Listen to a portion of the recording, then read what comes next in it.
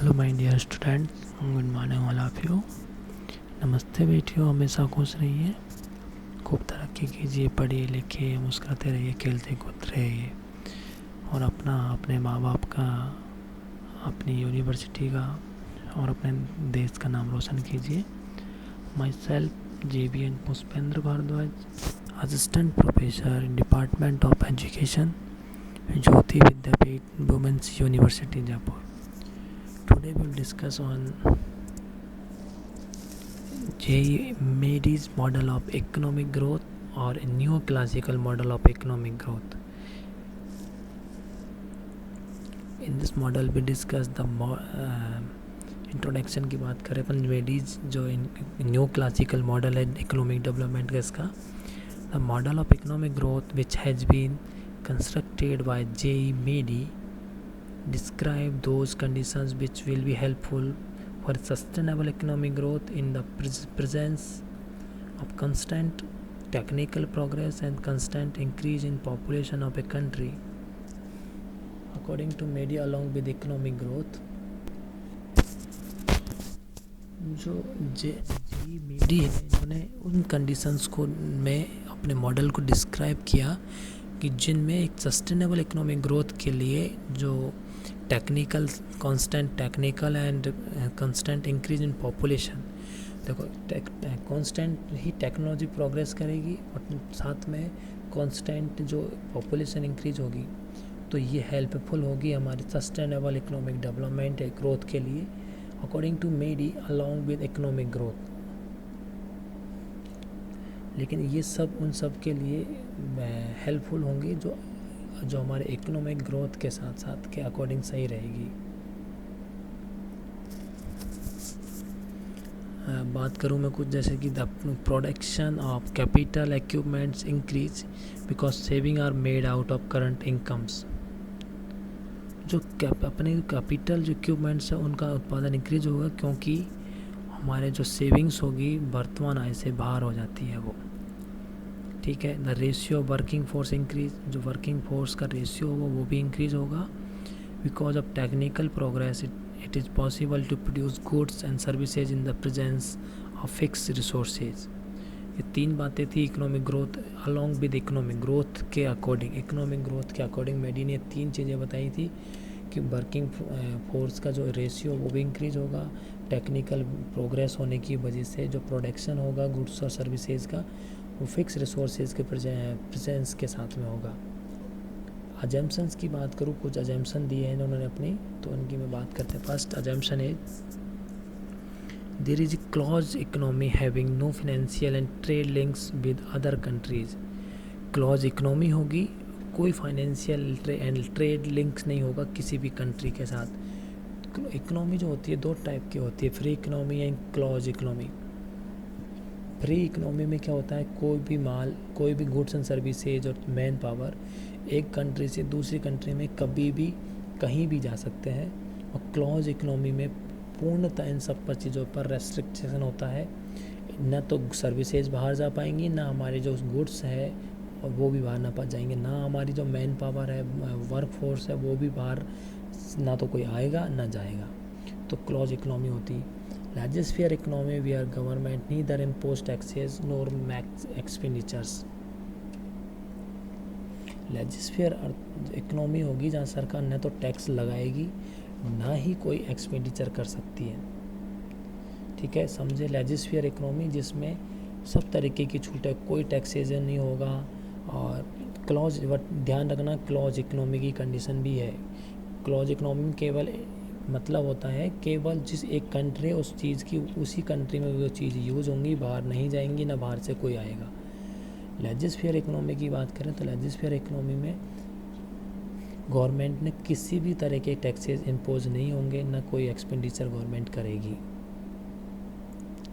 There exist perfect competition in goods and factor markets. जो इन्होंने एक और अजम्पशन ली है कि मार्केट में परफेक्ट कंपटीशन की स्थिति होगी। परफेक्ट कंपटीशन मीन्स हर चीज़ फिक्स होगा, फ्री एंट्री फ्री एग्जिट होगी, full control over the price and no control over the price and supply of the product. Price, ना तो प्राइस पर कोई किसी तरह का कंट्रोल होगा, ना सप्लाई पर फ्री एंट्री फ्री एग्जिट्स होगा। ठीक है, ये इसके परफेक्ट कंपटीशन के कुछ करेक्टरिस्टिक्स थे। Now next assumption is constant return to scale exist. Constant return to scale, एक रिटर्न टू स्केल होता है कांस्टेंट, एक होता है इंक्रीजिंग रिटर्न टू स्केल, एक होता है डिक्रीजिंग रिटर्न टू स्केल। इन तीनों की बात थोड़ा थोड़ा समझा देता हूँ आपको। इंक्रीजिंग रिटर्न टू स्केल में क्या होता है, जितना हम इनपुट करेंगे कोई प्रोडक्शन गुड्स सर्विस के प्रोडक्शन करने के लिए, तो वो उतने से इंक्रीज, उससे तो इंक्रीज होगा ही, साथ में 10% और 20%, उससे जितना इनपुट किया उसका जो आउटपुट होगा उससे 20% या 30% ऐसे इंक्रीज हमेशा ज़्यादा होगा, उसका जो आउटपुट होगा ज़्यादा होगा। इट्स मीन जो इंक्रीजिंग रिटर्न टू स्केल लगेंगे, मीन्स जो हमारा प्रोडक्शन होगा हमारे इनपुट्स के कंपेरिजन में जो आउटपुट होगा वो ज़्यादा होगा। और डिक्रीजिंग रिटर्न टू स्केल की बात करें तो डिक्रीज, हमने इनपुट किया है 100 रुपीज़ का और हमारा प्रोडक्शन या जो आउटपुट हो रहा है वो 90 रुपीज़ का हो रहा है, तो मीन्स हमें डिक्रीजिंग रिटर्न टू स्केल, हमारी कॉस्ट ज़्यादा पड़ी है। कांस्टेंट रिटर्न टू स्केल की बात करूँ मैं, तो कांस्टेंट रिटर्न टू स्केल जितना हमने इनपुट किया है उतना ही आउटपुट हो रहा है, तो ये कांस्टेंट रिटर्न टू स्केल की। The machines constitutes the capital goods and all machines are alike.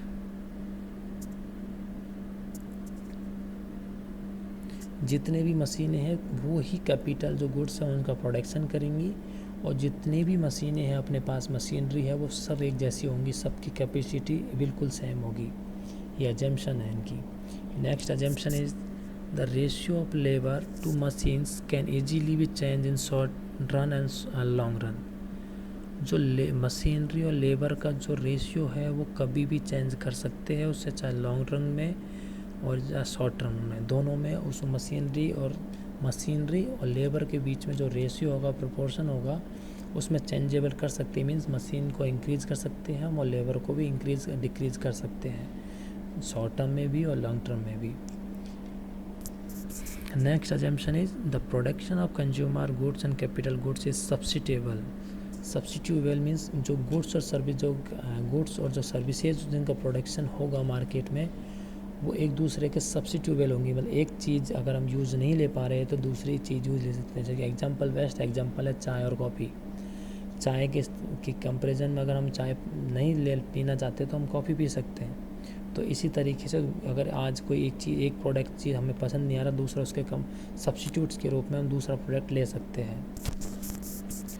Next assumption is a certain proportion of machines becomes prey to depreciation, therefore there rises the needs for replacement of machines. आपको अच्छे से पता होगा, आपने कभी accounts में थोड़ा भी इकोनॉमी में देखा होगा, डेप्रिसिएशन नाम की एक चीज़ रहती है। तो डेप्रिसिएशन मीन्स होता है जब हम कोई भी फिक्स असेट्स का यूटिलाइजेशन करेंगे। मशीनरी फिक्स असेट्स है, फर्नीचर है, हमारे बिल्डिंग है, ये फिक्स असेट्स हैं, प्लांट है, ये सारे हमारे फिक्स असेट्स हैं। तो इन पर इनके यूजेस पर, जैसे कि हम ईयरली कोई जैसे कि यूज़ कर रहे हैं कोई मशीनरी को, तो उसके प्राइस में कुछ तो डेप्रिसिएशन घिसावट आएगी। मशीनरी यूज़ लेंगे तो मशीनरी में घिसावट आएगी, उसकी जो कैपेसिटी है वो कम हो जाएगी, तो हम उस पर डेप्रिसिएशन लगा के उसके प्राइस को कम कर देते हैं। तो डेप्रिसिएशन होगा, डेप्रिसिएशन का यूज़ होगा, और मशीनों का जो सब्स्टिट्यूशन होगा वो जो उसकी नीड होगी सब्स्टिट्यूट्स करने की, वो भी हमारी रिप्लेसमेंट करने की, वो हमारी ज़रूरत ज़्यादा होगी फिर। तो ये बात की हमने अजम्पशन की। बात करते हैं हम प्रोडक्शन फंक्शन। जो मेडीज जो मॉडल ऑफ इकोनॉमिक ग्रोथ, और कह सकते हैं इसे अपन new classical model of economic growth, तो इसमें एक प्रोडक्शन फंक्शन दिया था। प्रोडक्शन फंक्शन ये है, the production function is Meade's model is as y equal to F bracket start k, l, n और t bracket close, where y is equal to net production of the economy, कि एक production में कितना economy में production हो रहा है, शुद्ध मीन्स जिसमें से डेप्रिसिएशन वगैरह जितने भी लेस करने थे, ग्रॉस जो चीज़ें थी वो लेस करने के बाद जो प्रोडक्शन बचेगा वो नेट प्रोडक्शन बचेगा। k equal to stock of machines, हमारे पास मशीनरी कितनी अवेलेबल, k मीन्स हमारे पास मशीनरी कितनी अवेलेबल है, कि 10 है, कि 5 है, कि 2 है, 15 है, 20 है, ये सारी चीज़ें। l equal to amount of labour, means हमारे पास लेबर फोर्स कितनी है, लेबर फोर्स 100 वर्कर्स काम कर रहे हैं कि 200 है, 500 है, इस तरीके से। And land N equal to land और प्रोडक्टिव रिसोर्सेज। एन मीन्स हमारे पास जो रिसोर्सेज, नंबर ऑफ रिसोर्सेज की बात हो रही है कि लैंड के साथ में और कितने प्रोडक्टिव रिसोर्सेज है हमारे पास, तो एन इक्वल टू लैंड और productive resources. And T equal to state of technology which goes on to change along with change in time. T means technology, technology भी ऐसी होनी चाहिए जो ऐसी है हमारे पास जो टाइम के अकॉर्डिंग भी उसमें रिप्लेसमेंट हो रहा है। जैसे कि अभी प्रेजेंट है, पहले आज से पहले की बात करूँ मैं, 19 की बात करूँ तो 19 से पहले इतनी हाई टेक्नोलॉजी नहीं थी। तो अभी प्रेजेंट सिनेरियो की बात करूँ तो हाई टेक्नोलॉजी कितनी है। पहले मशीनरी, एक मशीनरी प्रोडक्ट्स करती थी कोई यूनिट्स का, मुश्किल से 1000 यूनिट्स बना रही है, तो आज ही वो वही की वही मशीन, इतना इम्प्रूवमेंट आया मशीन टेक्नोलॉजी में, तो वो की वही सेम मशीन हमें आज थोड़ा इम्प्रूवमेंट लाने के बाद वो 10,000 यूनिट्स पर मंथ बना के दे रही है। पहले 1000 यूनिट्स बना रही है, तो आज वो 10,000 यूनिट्स हमें प्रोड्यूस कर रही है। तो टेक्नोलॉजी भी इम्प्रूव होगी, लेकिन टाइम टू टाइम भी इम्प्रूव हो रही है हमारे, ठीक है। टी मीन्स टेक्नोलॉजी, ये फंक्शन था अपने मेडीज़ का जो new classical economic growth model था। ओके बच्चों, thank you so much. Next class में नेक्स्ट टॉपिक के साथ मिलेंगे। Enjoy your day.